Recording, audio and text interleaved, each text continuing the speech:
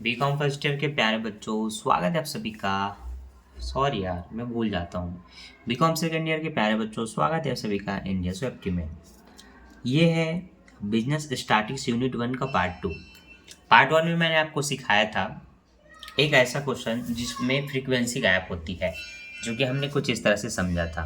हमारे क्वेश्चन में फ्रीक्वेंसी में एक मान नहीं पता था, जिसको हमने ए मान के बनाया था। बाद में उसका मान कितना निकला? 14 निकला। आज उसी से हम कंटिन्यू करेंगे आगे। आज हमारे पास है उदाहरण 18, वो था उदाहरण 17 जिसका मान 14 निकला था। ठीक है, यहाँ पर आप देखेंगे माध्य दिया हुआ है प्रश्न में 41, और इसमें जो आकार होता है 20, 30, खालिस्तान, 50, 60, 70, इसमें से बीच का एक मान नहीं पता। बाकी फ्रीक्वेंसी आपको पूरी की पूरी दी गई है 8, 12, 20, 10, 6, 4। मैंने कहा था जिन बच्चों से बन जाता है बहुत अच्छी बात है, बना करके देखिए। पर कई बच्चों का कमेंट आया था, इंस्टाग्राम में मैसेज आया था, सर बुक नहीं है, कैसे करें, क्वेश्चन भेज दीजिए। तो फिर मैंने कहा चलिए बना करके बता देते हैं। तो ये है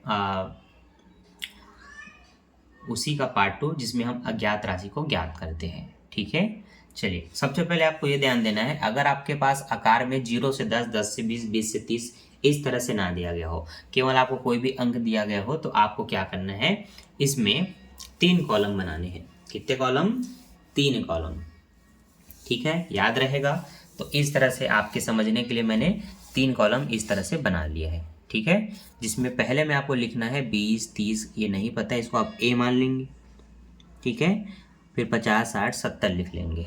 तो चलिए मैं भी क्या करता हूँ, बता देता हूँ कि ये आपका साइज़ है, जो कि 20, 30 नहीं पता, उसको ए मान लेते हैं, और फिर आपका 50, 60 और 70 है। ठीक है, अब अगला जो है वो है आपका स्टूडेंट्स, जिसको आप एफ से दर्शा सकते हैं। किससे दर्शा सकते हैं? एफ से। तो आपका 8, 12, 20, 10 है, तो 8, 12, 20, 10, 6 और 4 है, तो यहाँ पर हमने 6 और 4 दर्शाया। तीसरा जो कॉलम होता है वो इन दोनों का मल्टीप्लाई होगा। क्या होगा? मल्टीप्लाई। ठीक है, तो इसलिए चूंकि माध्य का क्वेश्चन है, उसमें x होता है, तो आपको पहले कॉलम को ही x मान लेना है। तो ये आपका हो जाता है fx। तो 8 दूनी 16, 160 दोनों का मल्टीप्लाई हो जाएगा। 12 तिया 36, 0 का 0, 360 हो गया। और ये 20 ए का 20 हो जाएगा, 50 दहम 500 हो जाएगा, 6 6 36 हो जाएगा, 7 चौक 28 हो जाएगा। इस तरह से सारे मान हमने लिख लिया है। आगे बढ़ते हैं।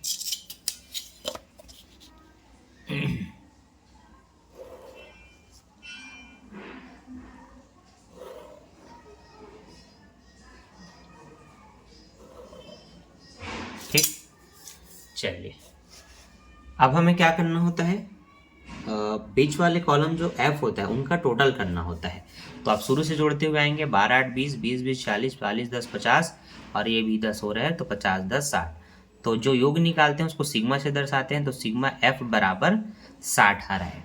कितना आ रहा है? 60। अब लास्ट वाले का टोटल करेंगे, तो लास्ट वाले का टोटल हो रहा है आपका 100, 300, 400, 120 ये दोनों होंगे, तो 520, 520 और ये 1020, 1020 और ये 15, 15 और एक 1660 हो जाएगा।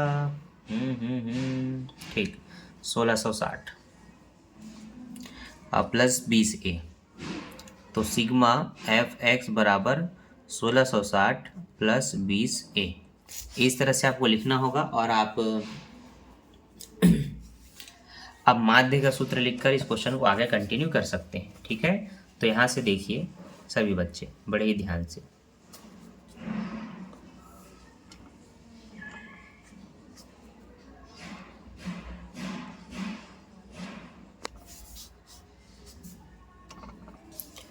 माध्य बराबर होता है सिग्मा एफ एक्स बटे सिग्मा एफ। ठीक है, अब यहाँ पर माध्य आपको प्रश्न में 41 दिया हुआ है। ठीक है, देख लेते हैं। हाँ, माध्य प्रश्न में 41 दिया हुआ है, तो हमने लिख लिया माध्य बराबर 41, और ये सिग्मा एफ एक्स का मान हुआ है 1660 प्लस 20a। ठीक है। नीचे सिग्मा एफ का मान है आपका 60, ये इधर आके गुणा करेगा तो आप 41 गुणित 60 बराबर 1660 प्लस 20A ऐसा लिखेंगे। दोनों का मल्टीप्लाई करेंगे और देखेंगे कितना हो रहा है। तो सभी बच्चे कैलकुलेटर निकालिए और गुणा कीजिए। गुणा करने पर ये हो रहा है 2460 बराबर 1660 प्लस 20A। ये प्लस 1660 इधर आ जाएगा क्योंकि चर अचर आपस में नहीं जुड़ते, इसलिए संख्या संख्या एक तरफ कर दीजिए, ABCD वाले को अलग कर दीजिए। तो 2460 माइनस 1660 बराबर 20A। देखिए 60 से 60 कट गया, ठीक है। 24 में आप 60 घटाएंगे तो 8 बचेगा, मतलब 800 बचेगा, ठीक है। देखिए 1600 में आप 400 देंगे तो ये 2000 हो जाएगा, 400 और देने पर 24 हो जाएगा। जैसे भी आप घटाइए 800 आएगा। अब 20 को ले आइए इसके नीचे, बराबर यहाँ रहेगा A, क्योंकि ये दोनों गुणा में होते हैं। गुणा हमेशा इधर आगे भाग करता है, 0 से 0 कटा और 40 का 80 का आधा यहाँ पर 40 आ जाएगा, तो A का मान निकला आपका 40।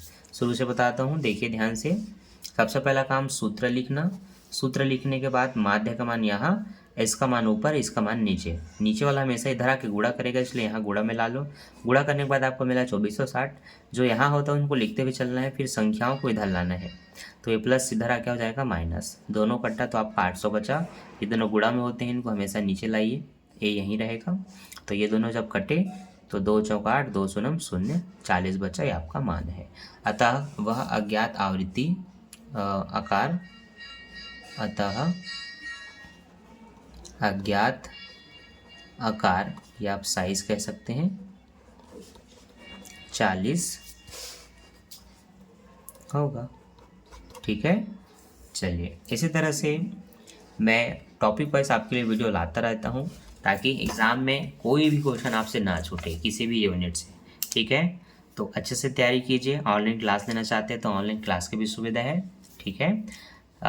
6261618289 पर आप मुझसे व्हाट्सएप में मैसेज कर सकते हैं या फिर इंस्टाग्राम में मुझे फॉलो कर सकते हैं। तो अभी के लिए bye. Thanks for watching. Video अच्छा लगा हो तो लाइक कर देना, दोस्तों के साथ इस वीडियो को शेयर कर देना। Bye bye.